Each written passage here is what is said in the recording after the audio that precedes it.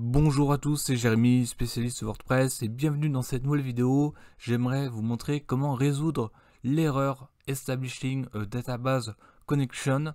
Donc c'est un message d'erreur qui apparaît lorsque on a un problème avec la base de données WordPress qui ne communique plus, et ça peut être dû à plusieurs choses, notamment un problème de mot de passe, mais pas que. On va voir qu'il y a d'autres paramètres. Il va falloir se connecter sur son hébergeur et aussi aller dans le FTP. On va voir ça en détail, je vous montre en vidéo. Mais en attendant, je vous invite à vous inscrire à ma newsletter pour recevoir la liste des 15 extensions WordPress à absolument utiliser. C'est gratuit, le lien est sous la vidéo. Et aussi, abonnez-vous à ma chaîne pour recevoir les notifications des prochains tutos WordPress. Merci beaucoup.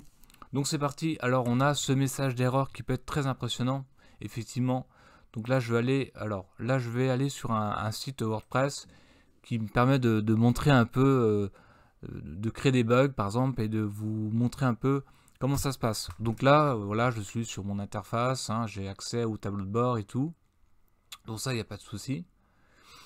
Donc je vais revenir sur la page d'accueil. Et là, je vais aller sur mon cloud, c'est-à-dire sur mon hébergeur. Donc là, en l'occurrence, c'est OVH. Mais ça peut être aussi un autre hébergeur, ça sera la même chose. Donc là, je suis allé sur le Web Cloud tout en haut là, puis après sur hébergement. Donc là, je vais choisir mon hébergement qui correspond au site. Donc là, c'est sur les voitures électriques. Et je suis dans l'onglet base de données. Donc en fait, tout à droite, ici, on a un onglet qui permet de changer le mot de passe. Donc vous êtes connecté, donc on peut changer le mot de passe avec un minimum de 8 caractères, etc. Une majuscule, minuscule.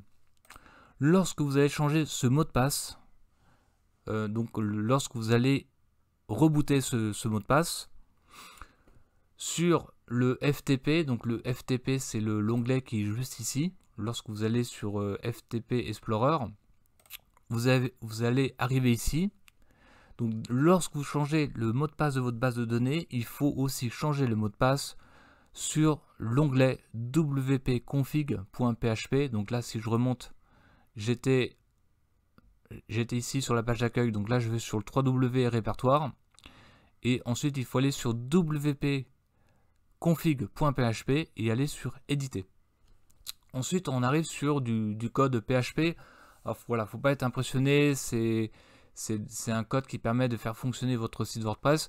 Il faut aller un peu plus bas, parce que ici en fait on a des paramètres qui sont très importants. En fait on a 4 lignes, peut-être même 5, qui sont très importantes. Donc on a par exemple voiture 432, donc c'est le nom de la base.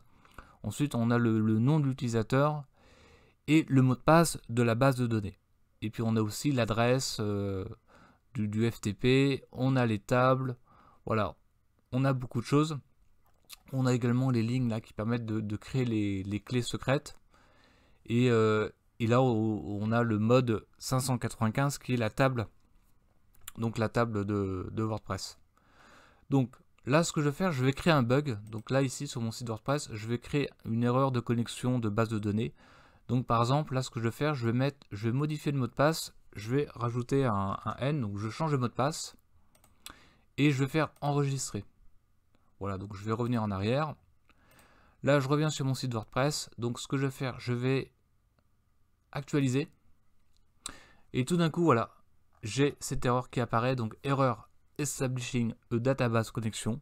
Donc là, je ne peux plus accéder à mon site. Là, c'est bloqué. Pourtant, il est toujours en ligne. Le site est toujours en ligne, mais on ne peut plus y accéder. Pourquoi? Parce qu'on a cette histoire de connexion. Donc, c'est très important. Voilà, j'essaie de récapituler. Vous allez sur votre interface donc d'hébergeur, donc OVH, base de données. Donc faites très attention lorsque vous changez le mot de passe. Il faut aussi changer le mot de passe de la base de données sur le FTP. Donc vous vous connectez sur votre FTP. On arrive ici. Donc en fait on a la page d'accueil. Il faut aller sur le 3W, aller sur wp-config.php, éditer, vérifier que le mot de passe il est OK. Donc là, ce que je vais faire, je vais revenir, je vais mettre le bon mot de passe, je vais enregistrer, revenir en arrière, plouf, je réactualise, et voilà, le site revient. Donc, voilà, il faut être très vigilant lorsque vous modifiez le mot de passe de votre base de données. Aussi, l'erreur de connexion de la base de données peut être due tout simplement parce que dans le fichier wp-config.php, il peut manquer une donnée. Donc si par exemple l'adresse de MySQL est absent, le site ne va pas fonctionner. Si le db/user voiture 432 n'apparaît pas, là c'est pareil, ça va pas fonctionner. Donc c'est pour ça que ce fichier, c'est très important de le conserver. Vous pouvez même faire un copier-coller de ce fichier dans un dossier pour conserver ces données qui sont très importantes. Donc là je vous montre, ce qui est important, c'est ça, cette partie là, donc le nom de la base, le nom, le mot de passe, l'adresse de la base. Et comment on retrouve ces données là? Alors je vais revenir sur mon interface OVH. On retrouve tout simplement ici, donc de base de données. Donc je retrouve le nom d'utilisateur, donc enfin le nom de la base, l'adresse du serveur. Donc on retrouve bien ces données là. Si je reviens ici, et voiture 432.msql, donc je reviens sur donc là c'est ça. Donc on a bien l'adresse du serveur.